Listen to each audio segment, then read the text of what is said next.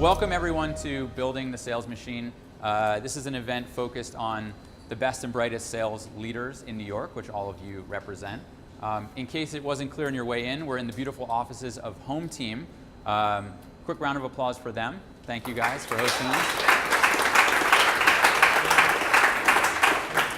They are a healthcare startup based in New York, focused on elder care and seniors. James and Ryan are in the back. If you guys could just give a quick wave. They are actually hiring salespeople, and go talk to them if you guys are interested. Also, huge thanks to our sponsors, Scaled, SalesLoft, and Closer IQ. They've also got an amazing LinkedIn photo booth set up over there. And then, of course, thanks to the folks at My Pizza for supplying us with pizza. Best pizza in the world is in New York. So, without further ado, I want to welcome Marc Jacobs from Greenhouse. We're going to dive in and get started. As many of you know, if you've never been to one of our events before, we get tactical pretty fast, which people really appreciate. And actually, in preparing for this, we spent a bunch of time together. Sure. And Marc gave such great notes that I had to print them out and use a clipboard, which I don't think anybody's seen in like 20 years. So we'll get started with that. We go for about 30 minutes or so. Then we turn it over to the audience and go to the questions and go deep on the areas you guys want to hear about in case we don't cover something here. So with that, we'll get started. And thanks everybody for coming. And of course, thanks to my two co-founders of Building the Sales Machine, Dave Greenberger, who's over there, and Evan Bartlett, who's right over there. So thanks, guys. Cool. Marc, thank you for coming. Thanks for having me. Really appreciate it. Who here is a user of Greenhouse? Awesome, a lot of hands going up. Greenhouse is obviously in the applicant tracking space. You've obviously had a great career and are now VP of sales there. I think maybe a great place to start is how big the company was when you came on board and how big the company is today, to give people an idea of the scale of what you've done. Sure. And for those of you that have seen clipboards like that, I bet you haven't seen in a long time file cards. So I do have my file cards because Evan's done such a good job of making sure that I'm prepped. The company was as a total, the organization, we were at about 34, 35 people when I got there. It's almost 2 years now. 2 years in October. And I guess the follow-up question is how big we are now. We're at 220 people. The sales organization was 7 people, and now we're up to close to 70. Yep. So we talked a lot about this. Growing a team from 7 to 70. Yeah. Can you tell us a little bit about the process and the structure that you set up to get there? I mean, that is enormous growth over a very short time frame. Yeah. Well, there's a lot that goes into it, even before you start hiring the team that you're going to have. For me, it was really important to make sure that I had a good place for people to work before I started to recruit them, and that means like building a brand to figure out to be able to leverage so that you can get people to want to come work at your organization. So what goes into that? One is it's very important, and every salesperson wants a really good product that will work in the market. Product market fit's obviously important. I had nothing to do with that, but that was an important reason why I chose to go to Greenhouse. The second part is making sure that you can present a way that people that come work with you will be able to learn and be challenged, and build a coaching culture within it. And then finally, making sure that there's a realistic way for those salespeople to make money. I've seen too many times where sales reps have gone to companies with lofty OTEs and expecting to make a lot of money, and they've been very successful at those companies and didn't come close to making the amount of money that they were promised to make from an OTE perspective. I think it's really important that you can show a sales rep, whether they're an STR or an account executive or renewals, whatever it is, that if they're successful, they're going to be able to make a great deal of money. So you've obviously now built a scalable sales machine, also the name of our event. We kind of talked a lot about that. What do you think you need to do in order to do that? Yeah. And obviously you hit on a bunch of great points. Which, so without pitching Greenhouse too much, a lot of the things I'm going to talk about are around scaling and hiring. And for me, one of the most important things was making sure that we have a repeatable process. Just like when you're selling, having a scalable and repeatable process for your hiring of the sales team. And the way to be able to do that is to be able to, first of all, understand what it is you're looking for from the ideal candidates. When you look at candidates for sales, it's very easy to be tricked into thinking that this salesperson's going to be a good fit for your organization. Historically, all of us have made decisions based off of gut feel or how well they did at the prior organization they were at. The truth is, lots of organizations' sales processes are different, and you need to figure out who's going to be successful or what the ideal candidate is that's going to be successful at your organization. And the only way to do that is to figure out what those skills and traits are, and then figure out a way to be able to put them in the situation and test them on whether they'll be able to succeed in your organization. So in doing that, and I want to make sure I'm being loud enough for the people in the back, give me hopefully a thumbs up to make sure you can hear us. You come across a successful seller. We talked about this in the context of evaluating a previously successful seller. How do you know they'll be successful in your organization? Because they have this track record of success. Yeah, I mean, I think it's what I said just before, is just figuring out what those ideal skills, traits, and attributes are for the person, and then being able to test them on that. So for me, no matter what company, no matter what sales organization you're hiring for, it's important that you find somebody that is coachable, or you find that someone has a great attitude, like that they'll get shit done type of attitude. Those are all obviously generic, that no matter what organization, no matter what sales process you have, you need for a sales rep to be successful. It's the other things that you need to be able to figure out, and you need to be able to test on those. So whether it be an SDR, an AE, a manager, figuring out how to test those traits, those skills or traits, to make sure that they'll fit or they'll be successful doing what they're going to be doing when they start working with you. And you said you kind of have like a scorecard for those profile things, like the profile, the professional characteristics, like the sales skills. Yeah. About what you look for, and that's how you kind of evaluate them. Anything you want to add to that scorecard? I think you covered a lot of ground there. I mean, it depends on the role, but yeah, I mean, it's important to lay out what it is in that scorecard. You're never going to find the perfect candidate that fits everything that you're looking for, but it's important to figure out within that, what are the things that are non-negotiable that you need for them to be successful, and at the very least be able to test for all of the things that you think are important for someone to be successful. So you talked about a couple different roles within orgs. I actually know personally a lot of people are looking for SDRs and AEs here tonight. What do you do interviewing SDRs? And from our chat. So, just like anything else, it's important to set up a interview process where you can find out exactly all the things that you're looking to, and each step in that process should be able to test different things. So for an SDR, and we have some SDRs in the room, all of them, SDRs from Greenhouse, I mean, in the room, all of them went through a process where they had to send a writing sample, right, before they even came in to be interviewed in person. We like to hear how they sound on the phone. Mm-hmm. We've moved away from a lot of automation and more to personalization. Part of that is a lot more phone calls than we used to have. So it's really important to be able to hear people on the phone and see if how they're going to sound, because that's the job they're going to be doing. And how about on the AE side? Yeah. How do you interview for that AE role, which is a critical piece of the puzzle for every startup? Yeah, there's a lot of different things, but again, it comes down to just figuring out how you can test if they're going to be successful in that. Whether it be how they present, and every account executive will present to someone within my team, probably me, before they're hired. How they handle objections, how they negotiate, and then coachability. Coachability is really one of the biggest criteria for someone to be successful, and I think it's one of the things that you really need to be able to test for, and it sounds hard to be able to test for it. Yeah.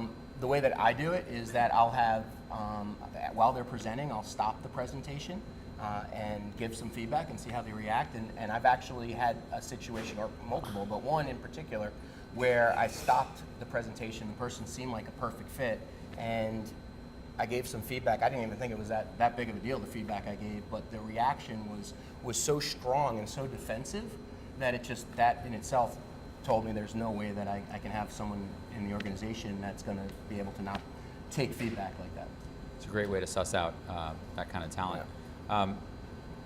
Could you speak a little bit about, as you've grown the organization, you probably had to add a bunch of managers. Yeah. And what you do to find them and how you interview for the manager roles? Yeah.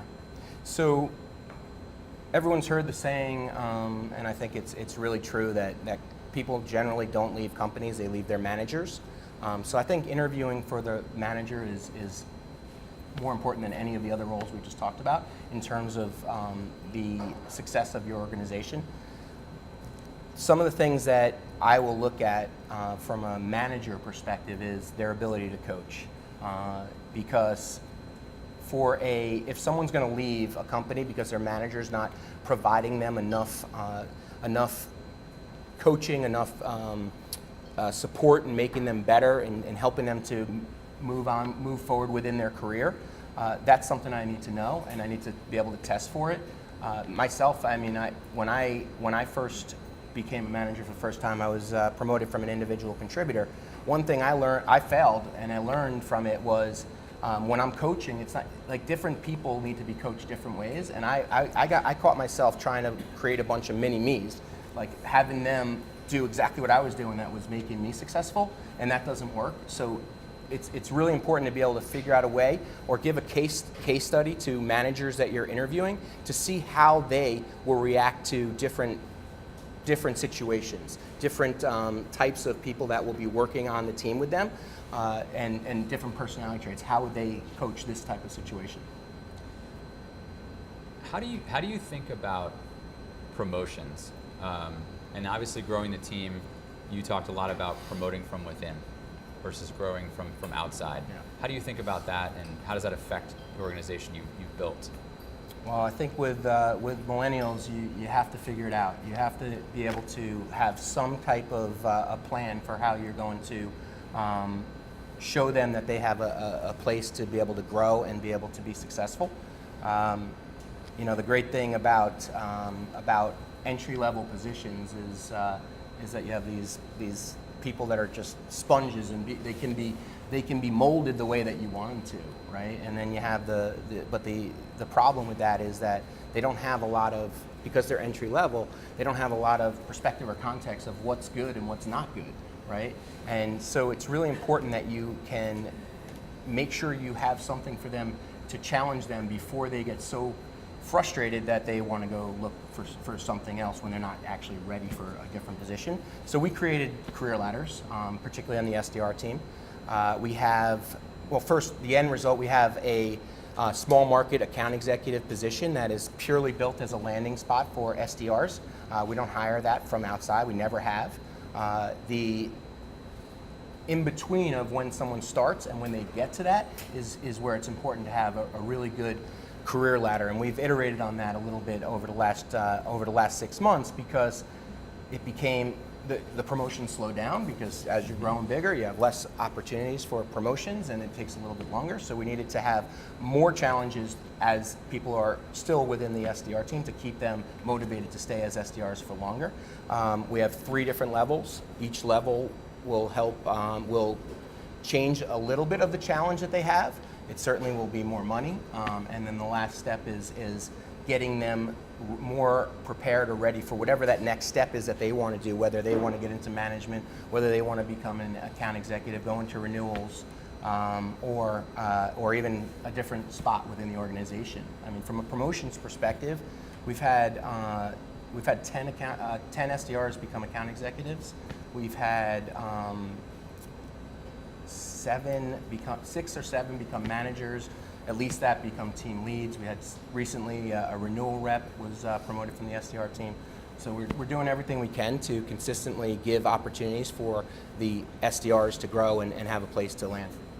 That's great. Let's change gears a little bit. Let's Yeah. get into challenges.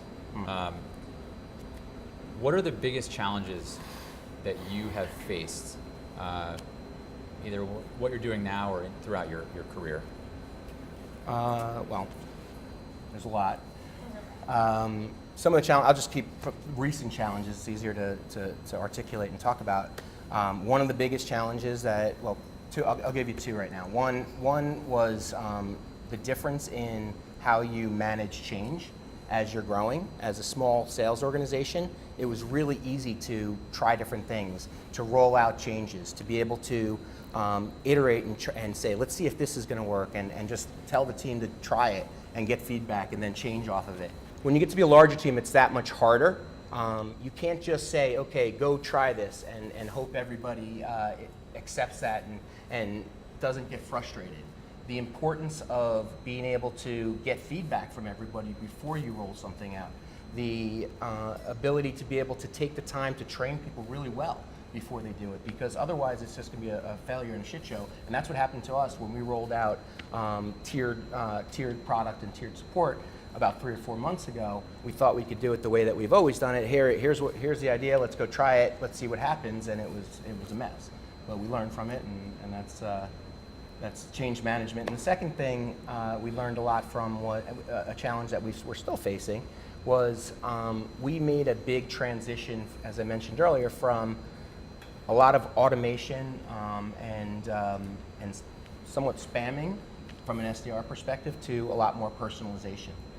And that was really challenging to not only train and change people that were used to doing it a different way, but also to get to the not only the quality of the opportunities that you were able to get, but also at similar quantity. And that's been the biggest challenge. So those are both great. It's actually a great segue to get into stages and pricing. Yeah. So many people struggle with that. I know I've spoken to a lot of people here. How did you set up the staging and pricing, and what is it today? So starting with staging, when I got to Greenhouse, there was I had 3 really good sales reps that I inherited, and they were working off of very standard, basic sales steps as the sales stages. The problem with that is it doesn't necessarily align with the buyer's decision-making processes.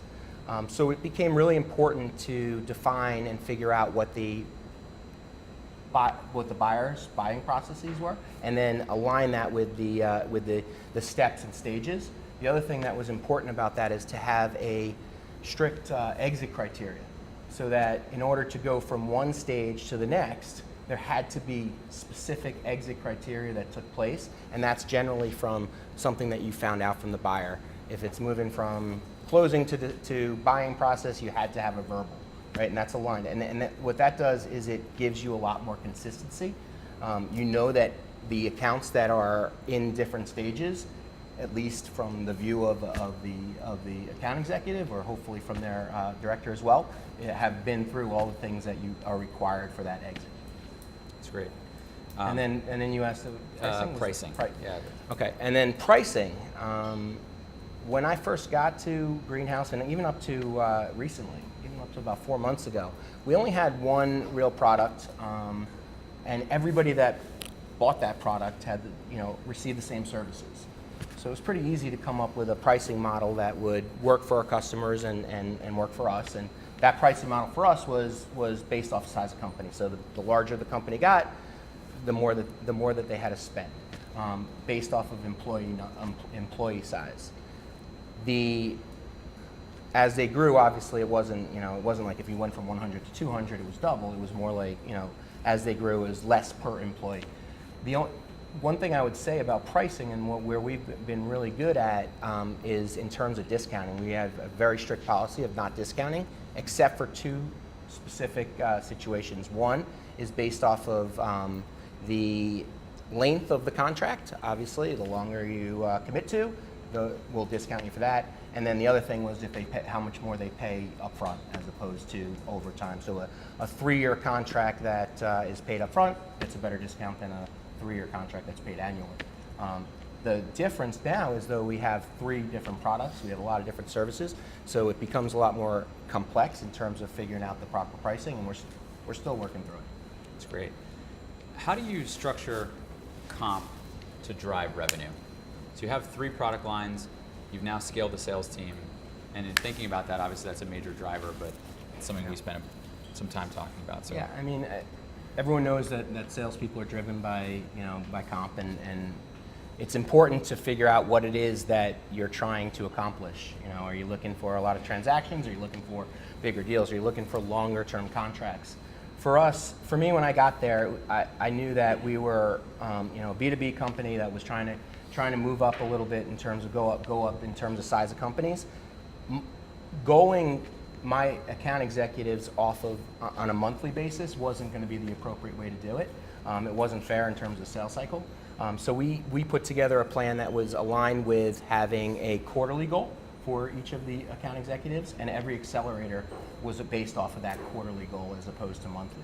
We had like a small bonus for tracking each month, but it's mostly around the setting it up for the quarter, because that's what we thought was how we were going to drive it. The other thing was we really wanted upfront contracts for lots of reasons. Cash is king. Being able to get companies that are willing to pay upfront. So we put together a comp plan that drove that behavior. Big spiffs for being able to get a contract that's paid up front as opposed to even a long-term contract that was. That's great. Let's talk about competition for a second.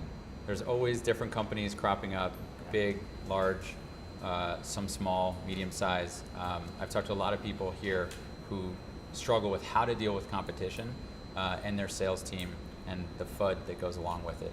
How do you deal with that? How do you manage the team when something big happens in the competitive space? So for Greenhouse, last year we've had, our competitive landscape has changed a lot over the last year. We haven't had different competitors. To their credit, I believe that they did a good job of mimicking some of the things that we've done to be successful. So it's just become harder to differentiate, right? Mm-hmm. It's not that our product and our support and our services aren't better, because we do believe that. It's being able to convince the buyer when they're hearing the exact same thing and seeing the same sales process and seeing the same things from a marketing perspective.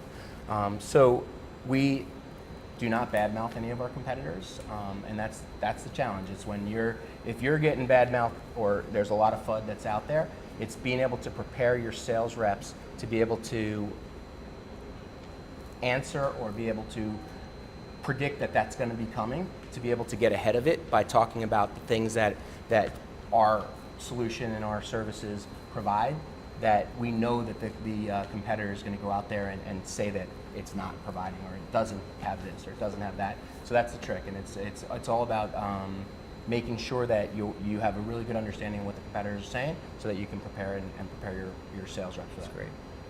Before I ask this next question, I'm going to then go to the audience after this. So start thinking of questions that you guys want to hear from Marc to keep us on point and make sure we're covering the topics you guys want us to cover.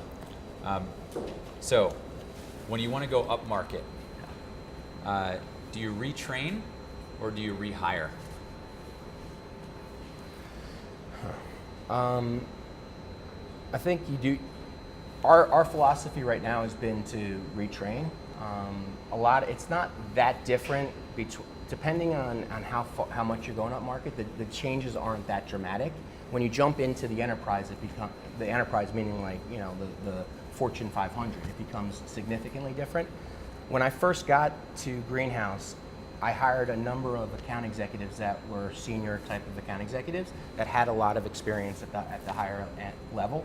In the meantime, as we've been promoting from within, we've been getting other account executives ready to continue to move up, whether it be from small market to mid-market enterprise, all the way up to enterprise. So for me, it's retrain and work consistently to improve their skill set. There may become a point where I need to, hire from outside if we go high enough that we don't have the skill set right now to be able to just retrain. But right now we're not at that stage. I want to look out at the audience, make sure you guys keep us on track. Yeah, so right away. Hi. I'm going to repeat the question. So I've learned a lot already. Thank you. One thing first, for context, how large is your sales team? I know you said that Greenhouse has grown and exponentially, but how big is the sales team that you're working with today? Almost. How big is the sales team? Yeah. So The Greenhouse sales team today. I'm just Yeah, and then repeating in the for the- context of that, I have my real question. Okay. So the sales team overall is about 70 people, Wow. 70. But that includes SDRs, account executives, renewal reps, managers, sales ops, that sort of stuff. And then the second question in that context is, we have a software product too, and we're trying to figure out, we're looking at marketing automation, and I heard you talk about kind of pulling back from that and move towards more personalization, which is our natural inclination. And I'm just wondering, what could you share about that? Why you're selling HR tech, which is about people, and why did you guys think that you might want to pull back a bit? Yeah, So could you share a little bit more about, if I could summarize, moving from automation to the personalization For sales of your product. Yeah. for sales of the product? So I just want to make clear, we didn't move away from marketing automation. We still do marketing still does their automation that they're doing. What I was talking about was from the perspective of our sales development and prospecting. Sales automation is a great thing to have. It makes life a lot easier and it can be really productive. In some ways, what we were finding though with the process that we had in place is it became too relied on by our SDR team, and it was almost like just spamming, and whoever raised their hand and said, okay, I want to talk to you is the prospects or the customers that we started to try to talk to, as opposed to targeting it better and doing more personalization and making sure that we're getting to the right people that we're looking to get to and the right companies that we're looking to get to. There's always a place for automation. We just had to get away from full-on automation and Sales yeah. where look at who you're contacting before you do. Right. Okay, thank you. Dave? Great stuff. Piggybacking on that, how do you work with your marketing organization to try and help you get the right prospects, or are you using that as mostly inbound? Is it mostly assist? Do you consider the SDRs to be your marketing? How does that work? So how do you use the marketing organization to transfer those leads to the sales team? Yeah, how does marketing help? Yeah, so marketing helps a great deal. We're working right now to try to optimize that as well as we can. From a account perspective, they've assisted in helping us to determine the ideal accounts that the SDRs should be focusing on. So if the number is 200 and you have 20 SDRs, they're finding the enough accounts that fit what we should be looking for. So they're helping in that regard. They're also obviously producing MQLs, and if the MQLs are within those accounts that the SDRs are working, that's going straight to them as opposed to the inbound SDRs. And there's lots of things that we're working on, and I can, but we're literally like in the process of trying to optimize that right now. So it could be one way or the other, but I should have an answer within the next week of how we're going forward, and I'm happy to call you on that. And as a follow-up, how do you judge the marketing assist to that? So if marketing just assisted to someone that you're currently talking to and they happen to be in a webinar or something, do you give attribution to the marketing team? Do you give it to the rep? Does it matter? It does. Well, for us right now, it doesn't matter, right? It does matter for marketing from a marketing budget perspective because they have to know what they're doing is working. Right now, we have it split up between just two categories, right? Outbound, which would include outbound and marketing supported outbound, right? That would fall under, right? And then we have inbound, which is just purely someone came in, asked for a demo. An outbound person had never reached out to them, and those are the only two categories that we're focusing on.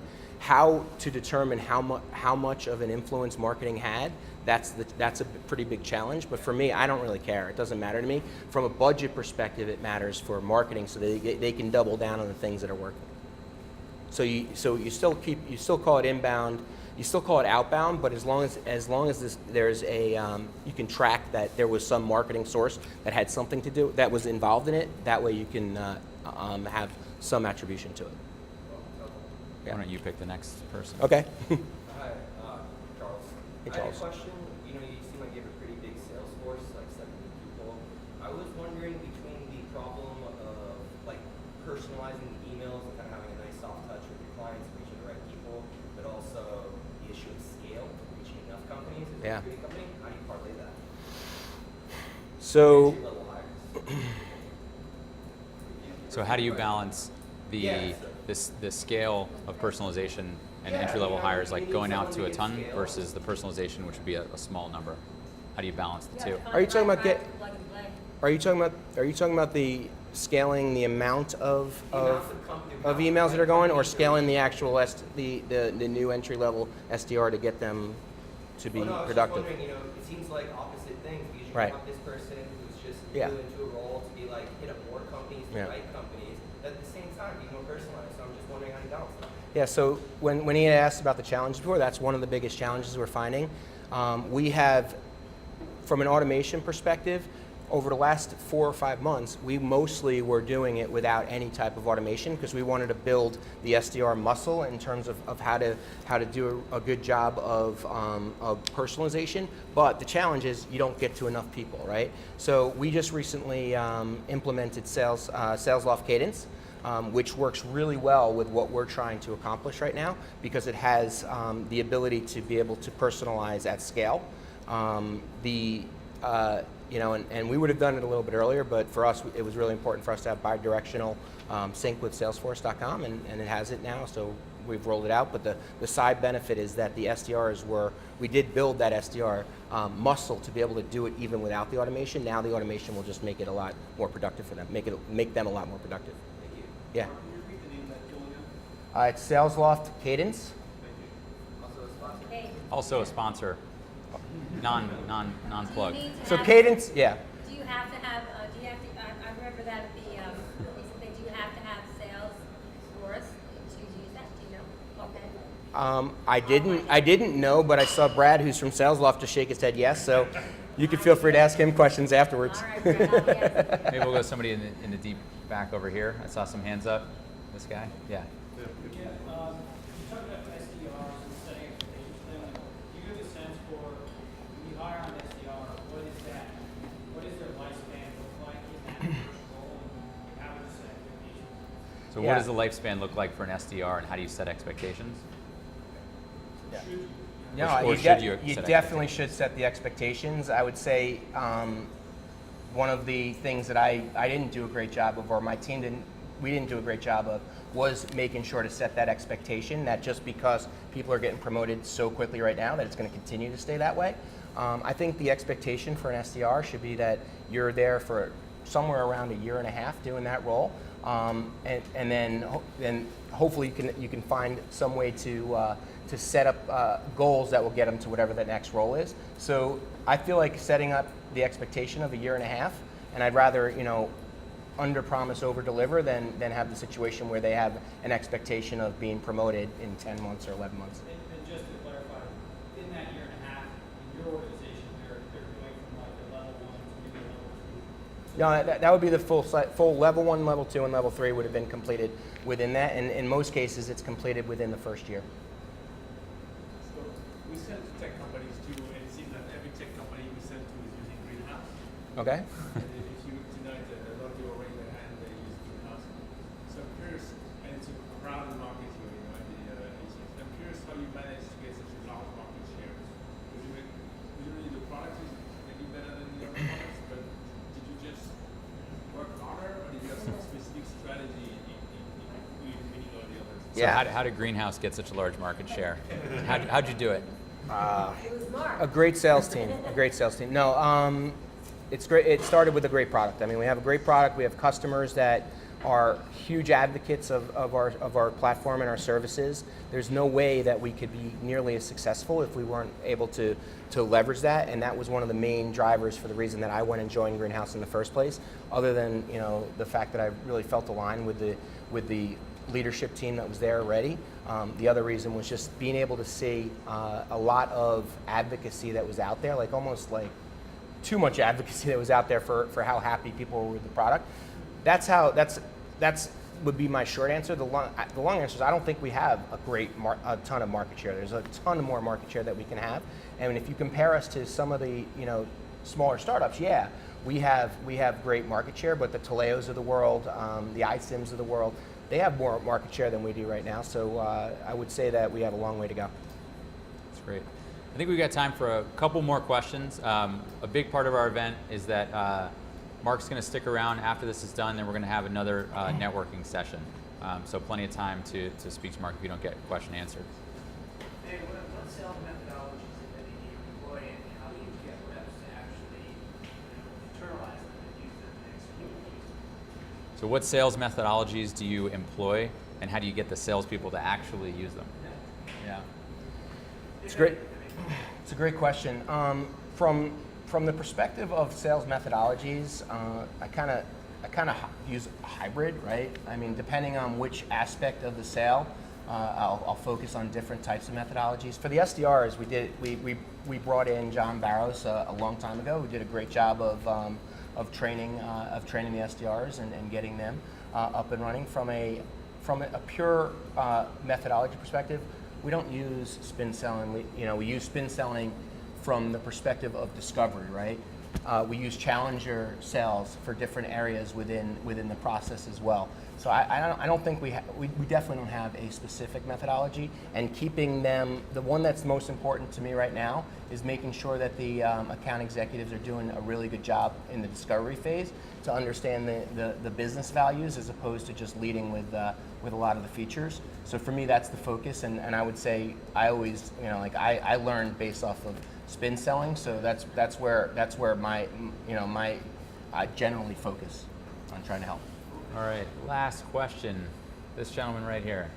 Marc, thanks for the insights. Our company, we are a consumer education company. We're just branching into B2B, targeting HR managers, cold email campaigns, something I understand your company has a ton of experience on. What best practices do you have for cold email campaigns? So what are the best practices for a cold email campaign? I'm going to punt on that one. Let me think about that. We'll give you a redo, then we'll give you maybe in the back there. Yes. Let me. Oh, you're going to respond for me? Sure. Oh. Thank you. I appreciate it. Love it. I didn't see who asked the question. Okay, so you should have a minimum cadence of 5. You don't want to do it too frequently. So if you're going to do 5, I do it over 6 weeks. But the literature now says, and I read all this stuff, and sometimes I have to, I'm not sure I want to buy into it, but you got to try it. Some of the literature says 11 touch points. Now, today people are doing more than 11 different emails. Like I'm finding some accounts are going back to snail mail, meaning they'll send a postcard, during this process. But really, people say if you haven't touched somebody 11 times, don't consider them dead. I know that sounds like a lot of work, but Thank you. Was that your question? Yeah. Okay, good. Maybe we'll do I'm one. glad I punted because I didn't even think that was the question. So I would have answered the wrong question Maybe anyway. we'll do one last question over here. So I'm Sophia. Culture is really important in a startup and like a sales organization. So what are some things you've seen like sales organizations do with culture that make them like wildly successful? So with culture being super important at startups, what have you seen that makes culture wildly successful Like a sales organization. in a sales org? Yeah, I mean, I think for me, obviously, when the organization is doing well, the culture is always good at that moment. So it's about having a culture that's going to be positive throughout, whether you're in a down month, an up month, whatever it is, you're still going to have the positive culture. I think it's important to have healthy competition among the STRs and the AEs and have them compete with either whether it be individually or break them into teams. I think it's really important to have a lot of fun day types of stuff. We always have a quarterly fun day as an organization, but we also have the happy hours that we do or things where we'll do make sure that we have some kind of outing outside the office. I mean, obviously, it's for me, culture is important, and what's important is making sure that people remain positive and are excited about coming to work and excited about doing their job and looking to be successful. And the other thing is making sure that people see, the next step in their career always builds a good culture within the team. So that's where I would say. It's great. I don't know if you have any other insights. Let's see. I guess from my experience, it's the ups and downs, the roller coaster of a startup. I think it's really important to have folks be level set.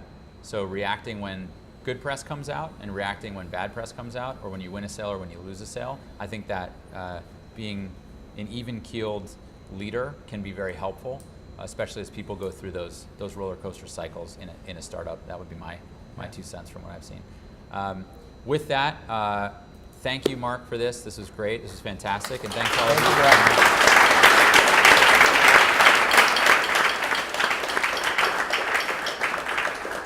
Thanks, everybody. Marc's going to hang out for a bit. We'll all be here. Feel free to help yourself to more pizza and beer, and thanks so much for coming out tonight. Thank you. Thank you. Thanks, Anna. That was great.